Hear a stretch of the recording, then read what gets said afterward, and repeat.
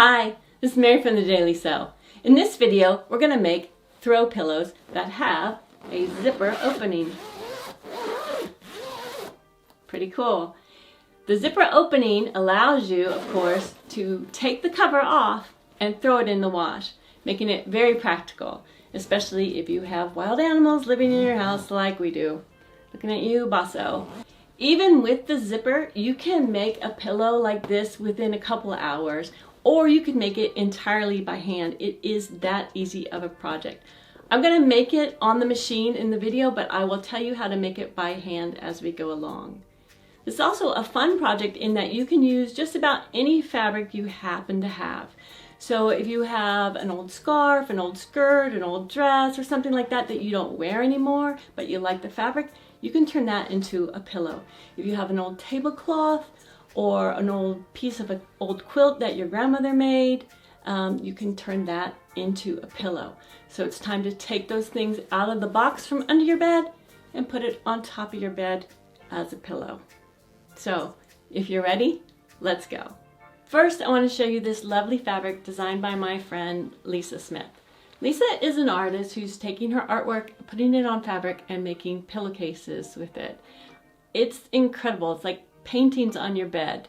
I'm going to put a link to her site, poemcrown.com, in the description below so that you can check them out too. Lisa also offers some of her designs through Spoonflower, like this fun ginkgo leaf sunprint design. And there you can have it printed on a wide variety of fabrics depending on what you are making. I chose Spoonflower's Performance Linen fabric. It's actually polyester, not linen, but it's perfect for upholstery projects like these pillows. Because it's durable, it's easy to clean, it's very soft, and it's got a nice low sheen to it. And it looks like linen. So you're going to need a pillow form, and they come in all sorts of sizes, and they're easily found. You can also use an old form from an older pillow if you have one. You're also going to need some fabric, and how much fabric you need depends on the size of your pillow. You're going to need a front and a back, plus a little bit of seam allowance on all sides of the pillow, and you can do it any orientation depending on your fabric. Now this fabric has a print, but it can go in any direction, and it doesn't really matter where I place it. It's busy enough that the pillow can go pretty much anywhere. But for fabric like this, I wanted to center up the tiger, the main design element in the fabric. And when you have fabric like this, and you're going to make more than one pillow, you sometimes have to waste a lot of fabric in order to get the second pillow to match the first pillow. So keep that in mind if you have a large scale print. Busy scale like this, you're going to use less fabric. A larger scale, you're going to want to plan that a little bit better. Now some people think that the pillows shrink. They actually don't shrink. It's 20 inches from seam to seam. It only might look a little bit smaller because of that curve. Once you get that curve in there from the stuffing, it just looks a little smaller. So you're also going to need for this project is all-purpose zipper, not a metal teeth zipper, but an all-purpose zipper. And you want it about 4 inches shorter than the side of the pillow that the zipper is going on, because it's going to be centered in there. Now, the fabric store may not have the size you want, so if you have to go up larger, I'll show you how to shorten a zipper. You're also going to need hand sewing needles, whether you're doing this by hand or by machine. You're going to need some thread. Matching thread is preferable. Something to cut out fabric with and something to cut out paper with. A ruler, pen and pencil, and some paper to make the pattern. This can be just about any kind of paper. If you have that large design element, need to center it up, use something you can see through. But whatever you have on hand should work. So first we start with making the paper pattern. You're going to draw out the shape of your pillow on your paper. So mine is a 20-inch square. I'm going to draw a 20-inch square on the paper. Then I need to add a 1/2 inch seam allowance on all 4 sides. So here I have a 1/2 inch seam allowance, the size of my pillow, and a 1/2 inch seam allowance. That is my pattern. If you have a rectangle, you'll make a rectangle. If you have a circle, same thing, draw it out, add the 1/2 inch seam allowance all the way around on all the sides of your pillow shape. And then cut out your pattern. Okay, you've made your pattern, and if it is square or rectangle, you need to taper the corners. And the reason we do that is you can see on square and rectangle pillows, you get these floppy corners. Okay, these are fine on your form, but on your final pillow, you want nice smooth corners. So we're gonna taper those. Let me show you how. First, you start by folding your paper pattern in half, and then in half again in order to find both the halfway, the center of each side, and the quarter way of each side, the quarter point there. Make a crease so you know where it is. And do this on at least two sides that are perpendicular to each other so that you have one corner to work with. Mark your quarter marks. You can barely see them on here. I'm so sorry. I should have used a Sharpie. Then in the corner, go in, measure in a 1/2 inch in and a 1/2 inch up. Basically your seam allowance, and make a little dot. Okay, and now you're going to connect a line, make a line from the dot, the 1/2 inch in the corner, to the quarter point, or the quarter line in this case. You only have to mark one corner because we're going to fold it back into quarters and cut all 4 corners at one time. So after you got that one corner marked, fold it in half, fold your pattern in half and in half again. And it doesn't matter if it's rectangle or square. Just fold your pattern in quarters, and then cut all 4 layers or all 4 corners at one time. From the dot to the quarter point, you are nice, gentle taper. And when you unfold it, voila, all 4 corners are done. Yay! Okay, so I have my fabric 2 layers thick because I have that busy print, and it doesn't matter if the front and the back where I place my pattern. So I can cut out 2 layers at the same time by folding my fabric. If I needed to pay a little more attention, I could use something to block off. I have these tag board borders that I use that I could block off and see exactly where I want to put my pattern, especially if I can't see through my pattern, like this particular pattern. If I had such an element, I would have probably used a transparent type of paper so that I could see exactly where I wanted it on the fabric, where the design elements line up. When I was doing those tiger pillows, I even went in and traced a design element in the fabric wherever I laid that pattern, so that when I made the second pattern, I could match it up exactly and the 2 pillows would match. So that's something to think about if you're doing that. Also, if you have a busy print, cut only 1 layer at a time, not 2 layers of fabric at a time. That way you can get the pattern exactly where you want it to be on the fabric. All right, time to cut it out. Place your pattern on the fabric. Make sure you have enough room. You can pin it down. You can use pattern weights, whatever you want, whatever you have on hand is fine.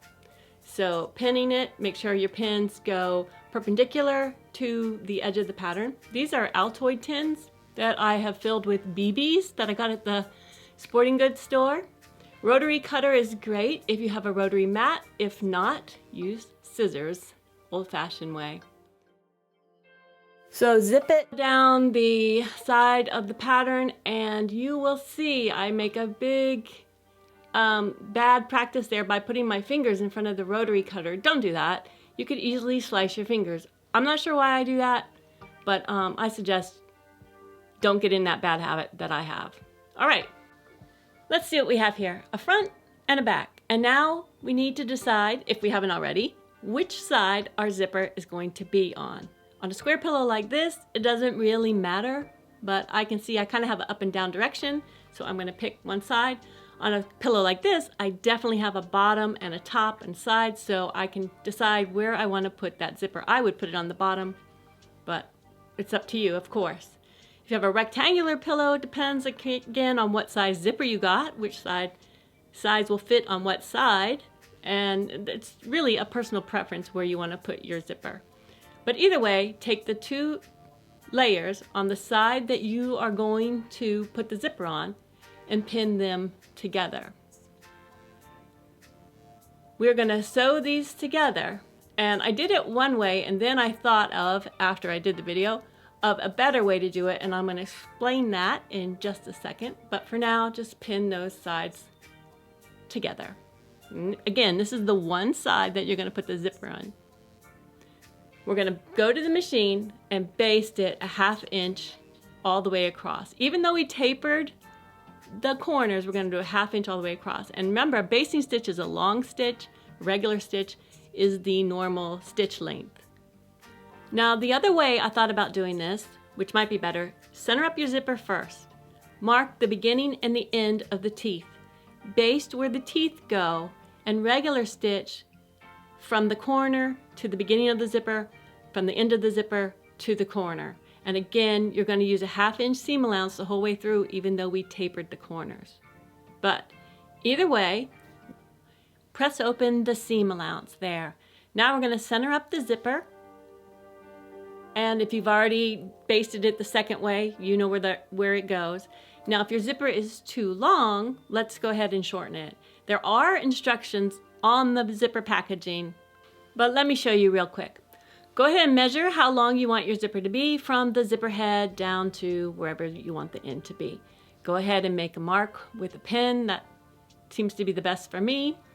A good way to mark, good way to see it.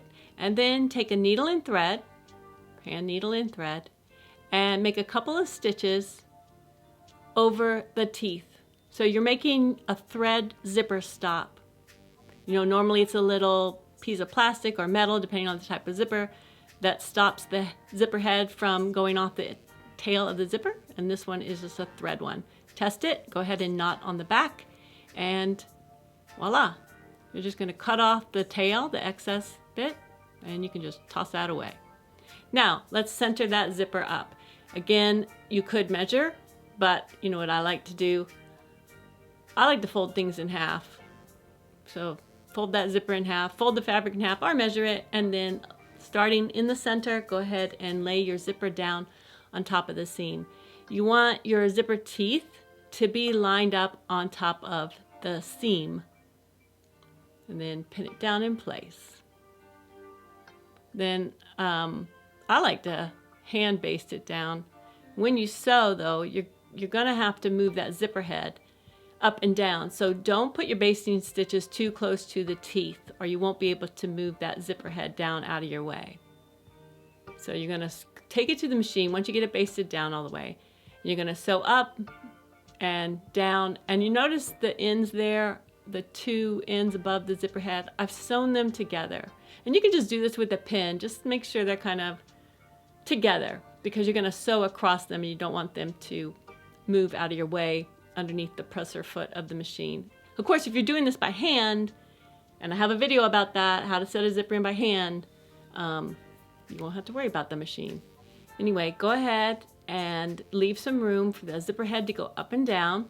I like to put the zipper head a little bit down when I start. Don't sew too close to the edge, and don't sew too close to the teeth. Aim for sewing down the middle of the zipper tape. Okay, at the machine, if you're doing it by machine, put on your zipper foot, and when you get close to the zipper head, like this, you just want to move it out of the way. And that's because it throws the needle and the foot off when you try to sew next to the zipper head. So just go ahead and get it out of the way. Sorry for the hand there in the way, but I can't figure that out yet. And then when you get again close to it, you're gonna lift the foot. This is when you want to push the zipper head back behind the presser foot. And usually my thumb can just go right in there and push it back out of the way. And you can see I'm sewing over my basting stitches. I always baste my zipper down. You could use pins, but basting really holds that zipper right in place where you want it to be. Then sew over the top. I do have a habit of counting my stitches over to the center, and that way I make the same amount of stitches on the other side of the center line. Pivot with that presser foot up, presser foot back down, and go sew down the other side of the seam. There's a close-up of moving the zipper head out of the way. Shaky cam because I'm holding the camera as well as moving the zipper head. I got skills, guys. All right, so now we have our zipper basted and sewn down, so I have to remove the basting stitches. You want to be careful here where the basting stitches ran over with the regular sewing machine stitches, but just, you know, take your time. I sometimes have to cut the thread close where it gets caught under the stitches, And cutting the basting thread just kind of helps you get it out from underneath the machine stitches. Kind of loosens the fibers enough, like you can just pull them out little by little. Just be gentle with it. And then of course you're going to take all that basting stitches out, and then you also need to take out the basting stitches holding that seam. Remember, don't take the stitches that hold the zipper down, you know, across the top of the zipper and the bottom of the zipper. Just be careful when you open up that seam. Now, important, leave that zipper halfway undone, at least, you know, enough undone that you can stick your hand in it, because that's how we're going to turn the pillow right side out when we're done. Okay, so line up the other edges, pin them together. Remember, right sides together, obviously. Line up the raw edges, pin them in place a few places, no bent pins. All right, when it's all pinned in place, you're going to take it to the machine and sew it down. And if you just basted like I did across the top side where the zipper is, you're going to have to start where the zipper ends and begins. You know what I mean? Get in that corner and with your regular stitches. So all the way around with the 1/2 inch seam allowance. Remember, we have that zipper partially open so we can turn it right side out when we're done. And here, because I only basted that side with the zipper, I'm going to start up there as close to the zipper as I can.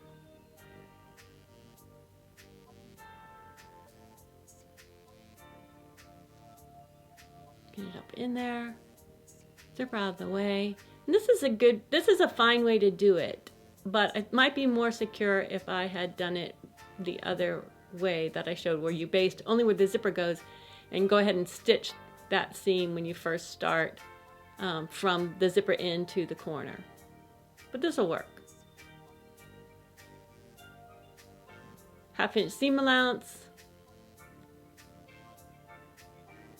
And then you just leave the needle down in the fabric and pivot when you get to the corner. You just have to kind of guess, and then you can check on your seam guide there on the machine. Is it at the 1/2 inch mark?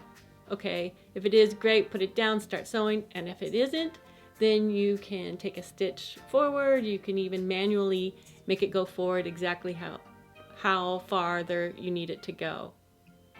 All right, you know how I always say don't run over pens? And this is why. See how I bent that pen? I'm lucky I didn't break the sewing machine needle. Don't sew over your pins. Unless you're doing a basting stitch, then you can sew over your pins. Anyway, just sew along the side, all the way around all the edges, and you're gonna pivot when you get to the corners.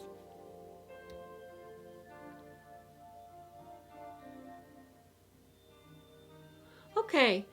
Now we need to trim the corners, and that is to reduce the bulk. It's really easy to do. You're just going to cut straight across the corner.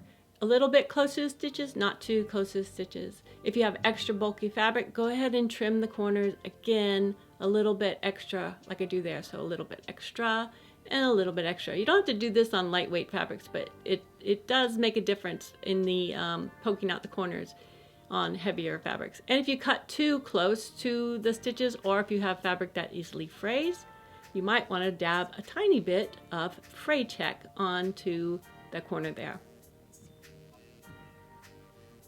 So now we got that zipper opening, we can easily turn our pillow right side out, and we're going to poke out the corners gently. Please, you don't want to rip a hole in your corner. Trim any threads and extra basting stitches that you may have missed. And again, you could use a chopstick, although this arrow is not a chopstick, it's got a blunt end. But you could use something like that to push out the corners, but you never want to use your scissors because of that sharp point. It could easily accidentally push right through and make a hole in your fabric. Okay, so let's stuff this pillow. Woo! Trim any extra threads. Oh, look at that zipper. Yes. How nice. It's done, guys. We did it. Woohoo! Yes. Looks great. Yay.